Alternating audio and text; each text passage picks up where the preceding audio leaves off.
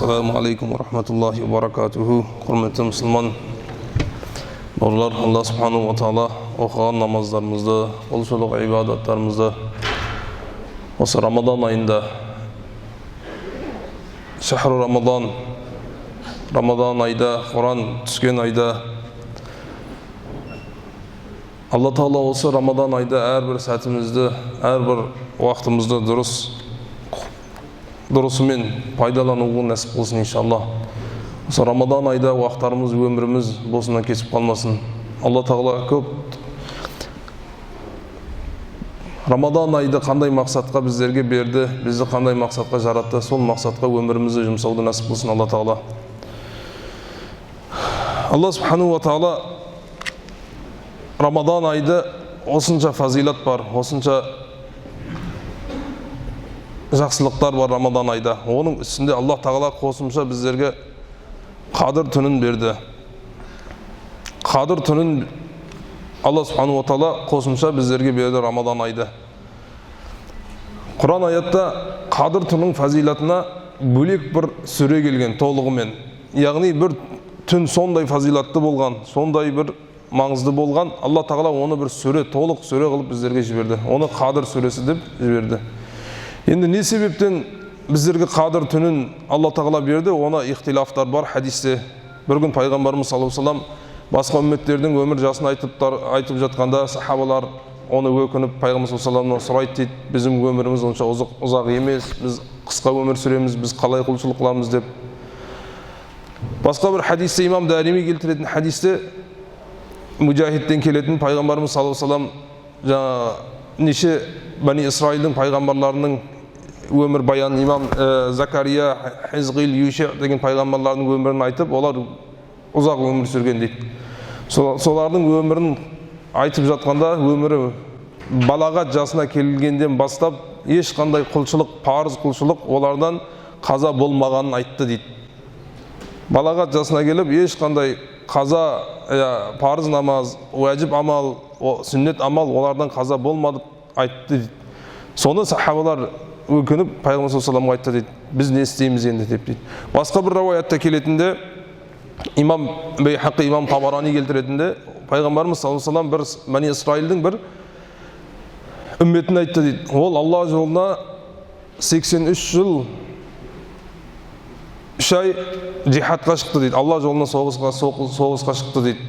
Күндізін соғыста, түні құлшылықта болды дейді оның дейді. Қандай бақыт, субханаллах. Алла Тағала өміріңді Алла жолына, күндізіне соғыспен, Алла жолынан жихадпен өткен дейді. Түні құлшылық Алланың ибадатымен өткен дейді. Сахабаларға айтқанда, сахабалар соны өкініп қалып, Алла Тағала осы қадыр түнін біздерге жіберді дейді. Оның фазилатында. Қадыр түннің басқа фазилаттары хадисте келеді. Бірақ олы фазилат осы. Алла Тағала бір сүрені толық қылып біздерге жіберді. Қадыр сүресін деп. Инна анзалнаху фи лайлатил қадр. Негізінде дейді, Аллах Тағала қадыр түнде сіздерге Құранды жіберді. Инна анзалнаху фи лайлатил қадр. Қадыр түнде Құранды біздерге жіберді. Құранды білеміз. Алла Тағала Құранды тәнзил қылғанда білеміз, инзал қылғанда білеміз. Инзал деген қандай мағына? Бірден түсу. Құран толығымен бірден түсуіне инзал деп айтады. Инна анзалнаху. Мына жерде Аллах Тағала инзал қылғанын айтып жатыр. Яғни лаухул махфуздан Аллах Тағала лаухул махфуздан Құранды бірден қадыр түнінде қайда жіберді? Бейтул Маъмурға жіберді. Бейтул Маъмур қайда? Бірінші қат аспанда. Сама дүния. Валақат зайянна сама дүния бимасабиха. Дүние аспанына Алла Тағала инзал қылды. Толығымен жіберді. 114 сүрені Аллах Тағала инзал қылды. Ең бірінші қадыр түнінде. Одан кейін тәнзил қылды. Тәнзил бөліп жібергенде тәнзил деп айтады. 23 жылдың ішінде ол да басынан бастап қадыр түнінден бастады дейді Алла Тағала. Инзал да қадыр түнінде болды, тәнзил да. Алла Тағала Құранда соны айтып жатыр. Инна анзалнаху фи лайлатил қадр. Негізінде Құранда Алла Тағала біздерге қадыр түнінде жіберді дейді. Уама адрака ма лайлатул қадр. Алла Тағала енді біздерді талабымызды ынталандырып жатыр біздерді. Қадыр түні не екен білесіңдер ма деп. шауқтандырып жатыр Алла Тағала. Бірінші айтты ғой, Құран түсті. Осының басқа фазилат біздерге керек емес қадір түнінде. Ол фазилат осы. Қадір түнінде Құран түскен қандай бақыт. Алла Субхану ва Таала, Алланың каламы, Омар халифа, Осман халифа Құранды аши, ғадата ва ашия, күндіз түні мен Құранды сүйіп, хада калам Рабби дейтін. Омар халифа күндіз кешке Құранды сүйіп жылайтын болған. Хада калам Рабби, бұл менің Раббымның каламы деп. Осман халифа Құранды ұстап жылайтын болған, көзіне сүйкейтін болған. Ома адрака ма лейлатул қадр дейді. Қадір түнін не екенін білесіңдер ма дейді. Адамды ынталандырып жатыр Алла Тағала. Енді адамда ой пайда болады. Жоқ, қандай түн екенін айтшы дейді, я Раббым дейді. Ома адрака ма лейлатул қадр. Білмейсіңдер дейді. Қадір түні қандай түн екен дейді. Бірінші айтты ғой, қадір түнде инна анзалнаху фи лейлатил қадр. Құранды біз қадір түнде жібердік. Одан кейін айтады, ома адрака ма лейлатул қадр. Қадір түні білесіңдер ма сіз не екен дейді. Лейлатул қадр хайру мин альфи шахр. Қадір түні 1000 айдан хайыр дейді. 1000 аймен бірдей емес. Қараңыз, 1000 айдан хайыр деп айтып жатыр. 1000 аймен теңдей, 1000 аймен бірдей деп атқан жоқ Алла Тағала. Хайру мин альфи шахр. 1000 айдан да хайыр саған. 1000 ай 83 жыл 3 ай болатын болса, ол хайырдың тәфсірінде ғұламаларда ихтилаф бар аздап. Хайырдың мағынасын кейбіреулер 2 есе деп келтірген де бар. Хайр деген мына жерде жақсырақ деген сөз, яғни 2 есе жақсы деген сөз дейді. Хайр әрқашан арабтың тілінде 2 есеге қолданады дейді.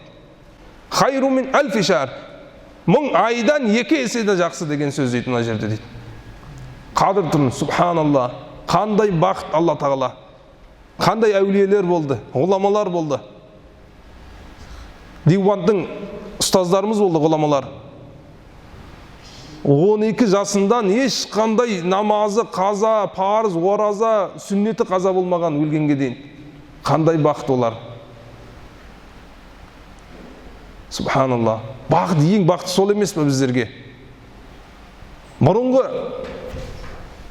үмметтің оқиғаларын айтады біздерге.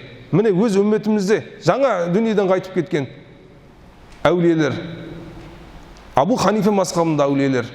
Маулана Мухаммад Закария Кандехлауи, Мухаммад Юсуф Кандехлауи рахималлах. Олардың үйінің, жаниясының, әйелдерінің оразада, әр қайсы дейді, оразада дейді, 15 пара оқиды дейді, әйелдер дейді. Тамақты пісіріп, ыдыс аяқты жуып, баланы қарадан бөлек дейді. Күнде Рамадан айда 15 пара Құран оқиды дейді, әйелдер дейді. Я Маулана Закария Кандехлауидің. Субханаллах. Bizim еркек адамдарымыз қолынан келмейтін дейді оның. Әйелдері егер тамақ пісірмесе, баласы болмаса дейді, күнде бір Құранды хатым қылады дейді. Үйіндегі мастураттар дейді. Субханаллах. Құрандың олар қадірін білген олар. Қадір түнде хайру мин альфи шахр. 1000 айдан да жақсы қадір түн біздерге. 1000 ай 83 жыл, 84 жыл болатын болса, ол 2 есе жақсы біздерге. Таназзалул малаика. Сол күнде, түнде періштелер түні қашандан бастайды қадір түн? Кім біледі? Жоқ, түн қашандан бастайды? Күн батқандан бастайды да? Күн батқандан уже бастайды қадір түні. Қашанға дейін? Таң атқанға дейін бастайды. Таназзалул малаика. Періштелер түседі, тәнзил қылады. Періштелер жер жүзіне түседі дейді. Не деп түседі? Не мақсатпен түседі қадір түнде дейді. Ғұламалар айтады. Ең басында Алла Тағала адамзатты жарататын кезде періштелер қарсы болды дейді. Жаратпаң бұны, қан төгеді, бір-бірімен қарсы болады, бұлар ал сені құлшылық қылмайды, сені ибадат қылмайды деп дейді, Аллаға қарсы болды дейді. Бірақ қадір түнінде, Рамадан айында періштелер адамзаттың құлшылығын, ибадатын көріп, қадір түнінде мешітке жиналып құлшылығын көріп, дұғасын көріп, ауыз ораза, бәрі көздері жас, жүректері Алладан қорқып, жұмсарғанын көргенде, Алладан олар адамзатқа келіп кешірім сұрайды дейді. Кешіріп қойың бізді. Біз қателесіппіз. Біз сіздің жаратылуыңызға қарсы болып едік. Бірақ қазір періштелерден дәрежеңіз жоғары болып кетті. Періштелер фи мақами ма'лум, өспейді періштелер. Әулие болып, пайғамбар болып, олай өсе алмайды олар. Адамзат өседі. Адамзатта нәпсі бар, шайтан бар, күресетін нәрселері бар. Тамақ бар, қарын бар, қарынның шахуаты бар. Іш дейді, же дейді, оразаны өзіңді қинама дейді. Бірақ біз нәпсімен қарсы күресеміз. Періштелерде ондай жоқ. Жемейді, ішпейді, жыныстық қатынас жоқ олда. Дұрыс па? Олар өспейді. Алла қалай миіне салып қойды, олар қарсы да амал жасалмайды. Бірақ адамзатта қарсылық бар фитратында. Соған күресіп, Рамадан айында нәпсті қойып, бәрін қойып келіп Аллаға құл боламыз. Дәреже осыда дейді. Періштелер тәнәззалул малаика, сол қадір түнде келіп кешірім сұрайды дейді адамзаттан. Кімден кешірім сұрайды? Далада, көшеде жүргенден емес, алқаштан емес, мешітте құлшылық, ибадат қылып жатқан адамдан. Бізді кешіріп қойыңыз. Адамзаттың құлшылығын, ибадатын, ораза тұтқанын, ыстық күнде жұмысқа барып, жұмыста қиын болса да оразасын ашпай, жүрегі Алладан қауіп, көзінде жас толып, соларды көріп кешірім сұрайды дейді. Ва руху фиха, періштелерге қосымша рух та қосылып келеді. Рух деген не? Жибрил періште. Жылда бір рет келеді. Енді оның да тәпсірінде бір неше ағуал бар. Рух деген Алланың бір бөлек жаратысы деп айтқан. Ол ұлылығы 7 қат аспан, 7 қат жерден де ұлы деген нәрсе рух, сол дейді. Кейбір ғұламалар айтады, рух деген жаңағы бір махсус, бір хас періште дейді. Тек қана қадір түнде түсіп кетіп қалады дейді. Басқа періштелер де оны көрмейді дейді. Кейбіреулер айтады, ол Иса пайғамбар дейді, рух деген дейді. Алла тағала келіп Мұхаммед саллаллаху алейхи вассаламның үмметін құлшылықтарын көріп, куә болу үшін оны жер жүзіне түсіреді дейді. Қара, сенің үмметің шамасы келмеді, менің айтқандарымды орындай алмады. Міне Мұхаммедтің үмметін қара. Қара менің бұйрығыма, менің хүкіміма, менің жіберген шариатыма қалай бұлар шауқпен, бір қиыншылық емес, бір күшпен емес, қорыққандан емес, бұлар жүрегінде ынтамен, шауқпен амал жасап отыр. Қара деп куә қылады дейді бұларды дейді. Міне Мұхаммедтің үмметі, kuntum khayru ummatin, мен ең жақсы үммет қылғаным міне осылар. Қияметте де ертең басқа пайғамбарлардың үмметіне де куә болады қияметте. Алып келеді. Уммата васатан литакуну шухада аля нас дейді Құранда Алла тағала. Сізді орташа үммет қылдық дейді. Қатты да былай айтқанда қатты емес, қатты да жұмсақ емес, орташа дейді. Шухада аля нас. Басқа үмметтердің куәларына ең бірінші Нух пайғамбардың үмметін келтіреді дейді. Нух пайғамбар дауатты жетірді ма саған деп дейді. Саған дауатты жетірді ма? Үмметті жоқ дейді. Нух дым айтқан жоқ бізге дейді. Нух бізге дауат Алладан, пайғамбардан, дінден ештеңе айтқан жоқ дейді. Алла тағала Нухтай шақырады дейді. Айтқан жоқпын, үмметіңе айтқан жоқсың ба дейді, менің бұйрығымды, дауатымды дейді. Айттым дейді Алла дейді. Куәң бар ма дейді? Иә, куәм бар дейді. Мұхаммедтің үмметі дейді. Субханалла, біз неше ғасыр, неше мың жыл кейін келдік Нухтан. Бізді куә қылып отыр Алла тағала. Құранда бар ғой, шахидаллаху аннаху ла илаха иллаллах вал малаиката ва улул илм қаиман бил ғист дейді.